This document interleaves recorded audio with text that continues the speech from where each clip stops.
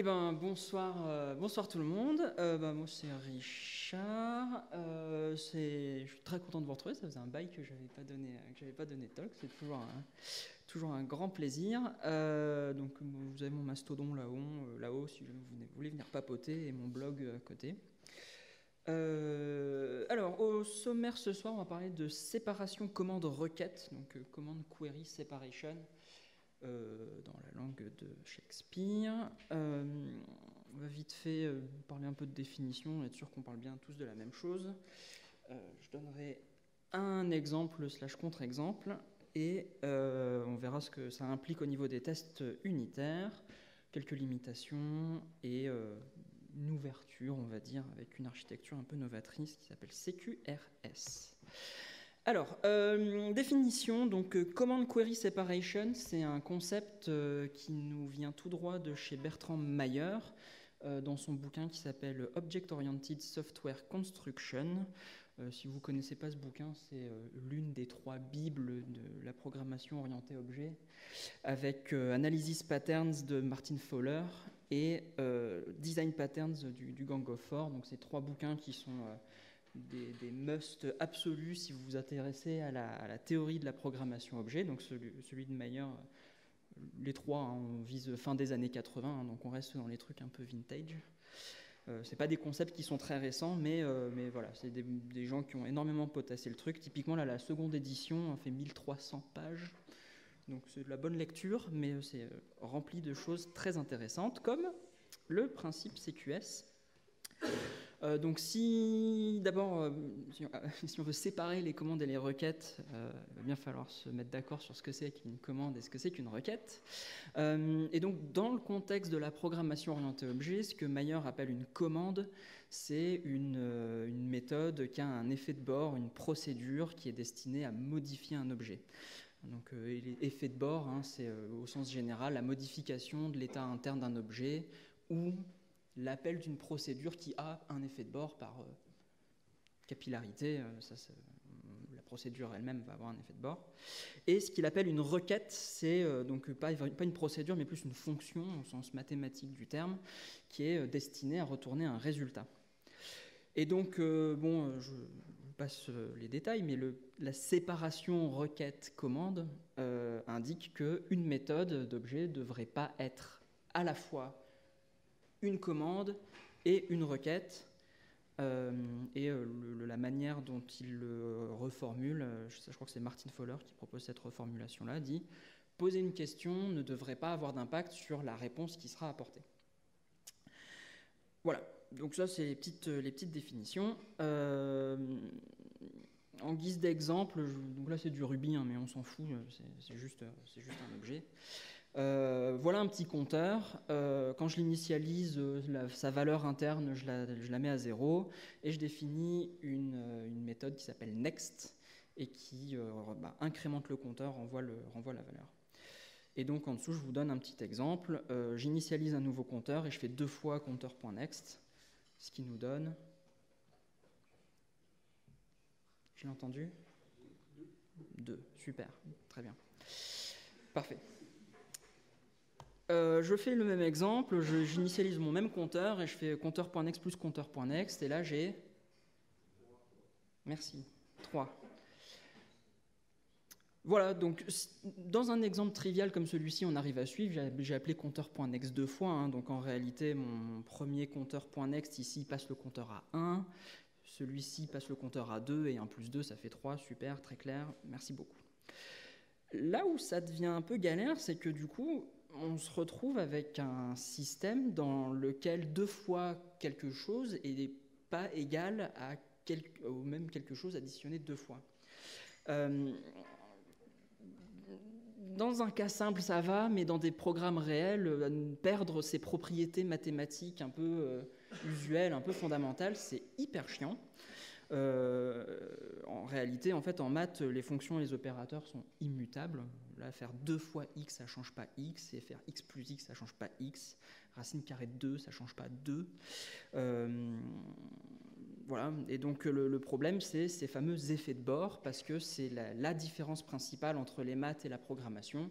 c'est qu'en maths, en programmation, on change les valeurs auxquelles on applique les opérations. Voilà, et donc le problème, c'est qu'on s'expose à des erreurs de logique en remplaçant deux fois un bout de code par le même bout de code copié-collé. On pourrait s'attendre à ce que ça marche, et en fait non.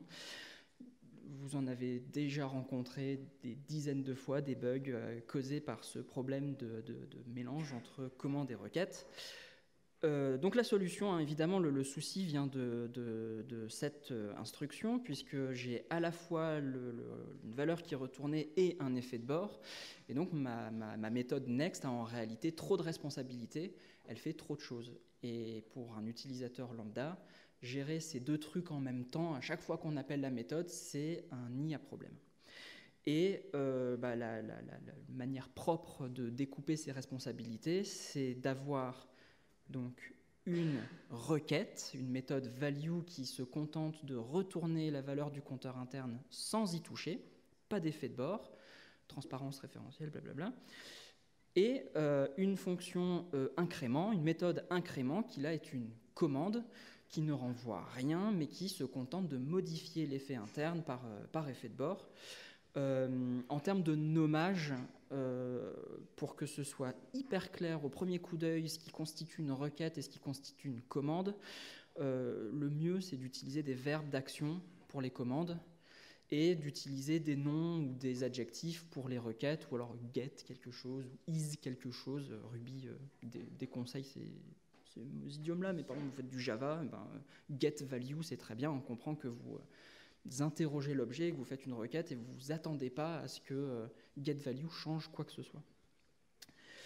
Donc une fois qu'on a fait ce découpage-là, on est des bons développeurs, hein, tous ici, donc on fait des tests unitaires. Ce qui est intéressant, c'est qu'une fois que c'est très clair dans votre esprit si telle méthode c'est une requête, telle méthode c'est une commande, la manière de la tester devient beaucoup plus sympathique, puisque si je teste une requête, je ne suis pas censé avoir d'effet de bord, donc je ne vais pas tester de modification ou de changement interne apporté à mon objet. Ce qui m'intéresse, c'est la valeur de retour. Donc là, je vous passe la syntaxe, c'est le framework de test de Ruby. Mais grosso modo, ici, ce qui m'intéresse quand je teste la méthode value, c'est la valeur retournée par la méthode. Donc c'est pour ça que vous avez des tests qui testent la valeur retournée. Donc si je l'appelle la première fois, mon compteur, je vérifie qu'il est bien initialisé à 0. Et si je l'incrémente un nombre aléatoire deux fois entre 0 et 10, la valeur est censée correspondre à ce même, au nombre de fois où je l'aurais incrémenté, tout simplement. Et inversement, quand je teste une commande, la valeur de retour, je m'en tape, parce que, voire même si vous avez la chance d'avoir des langages qui savent ne rien renvoyer, c'est super. Ruby renvoie le résultat de la dernière instruction, donc bref, peu importe. Mais là, ici, quand je teste une commande, la valeur renvoyée, je n'en ai rien à foutre, je la teste même pas. Si je peux le documenter, je documente qu'il ne faut pas l'utiliser parce qu'on s'en fout, c'est une commande. Par contre, je vais tester les effets de bord apportés par ma méthode. Là, ici, par exemple, mon incrément modifie l'état interne de mon objet, et donc je vais vérifier que quand j'appelle incrément, mon compteur passe, quand j'appelle value, ça passe de 0 à 1. Et si je l'ai déjà incrémenté n fois, je vérifie que appeler incrément une fois de plus, incrémente la valeur de n à n plus 1. Et voilà, une fois que vous avez bien découpé vos responsabilités, on a des tests qui sont beaucoup plus sympas à écrire en général. Et ça se sent. Après, on pourra parler de TDD si vous voulez même commencer par ça et ensuite écrire un objet. En termes de limitation, seuls les sites pensent en absolu. C'est pas un marteau doré, c'est pour aller avec le One Ring to Rule Them All qui est gravé juste devant ma chaise. Évidemment, il ne s'agit pas de faire ça sur absolument tout votre code et de dire « Oh putain, il y a un effet de bord, un truc, je le sépare en deux ». Réfléchissez un petit peu. Il y a quelques problèmes typiquement d'atomicité. Quand vous séparez deux choses, vous ne pouvez plus les appeler en même temps.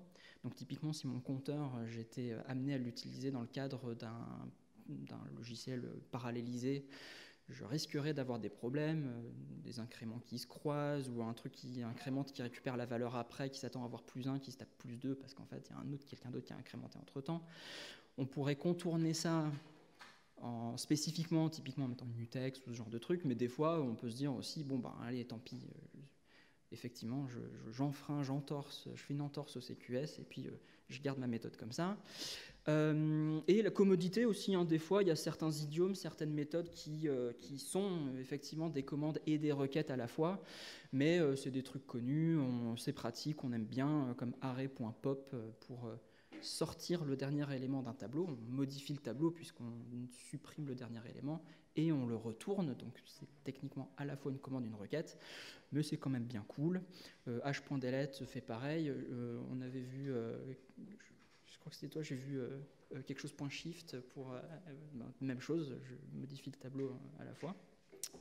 Donc voilà, gardez à l'esprit que c'est pas un absolu, c'est super pratique pour nettoyer son code, mais quelques petites exceptions. Voilà, et donc architecture CQRS, ça c'est quelque chose de beaucoup plus récent. J'ai eu du mal à retracer un peu les origines. Le plus loin que j'ai réussi à remonter, c'est un gars qui s'appelle Greg Young, qui a proposé ça et qui dit c'est vachement bien de faire ça au niveau du code, en fait on va peut-être faire ça au niveau de tout le système.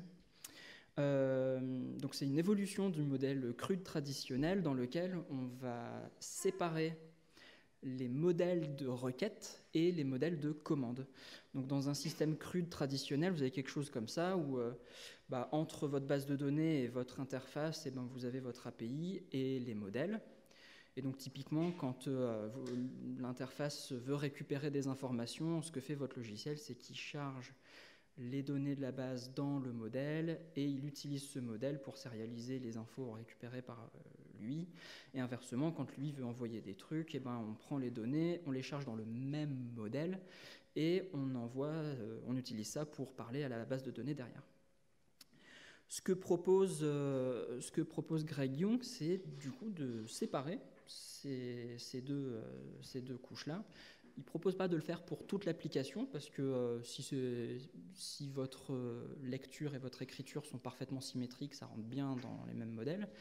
Mais si vous avez déjà designé des API un peu plus grosses, vous savez que vous avez toujours un moment, un use case, où vous vous dites « Oh putain, quand je fais un get, c'est ces informations-là qui sont importantes, mais quand ça revient dans l'autre sens, j'ai de la logique en plus, parce que j'envoie juste un nom qui est dans une table différente, bref. » Et donc du coup, ce que propose Greg Young, c'est d'avoir des modèles spécifiques pour un sens dans l'écriture, un sens dans la lecture. Et comme ça, on est bien. Donc je n'ai pas encore eu l'occasion d'utiliser ce schéma, mais je sens que ça ne va pas tarder, parce que c'est intéressant. Voilà, je vous remercie pour votre attention.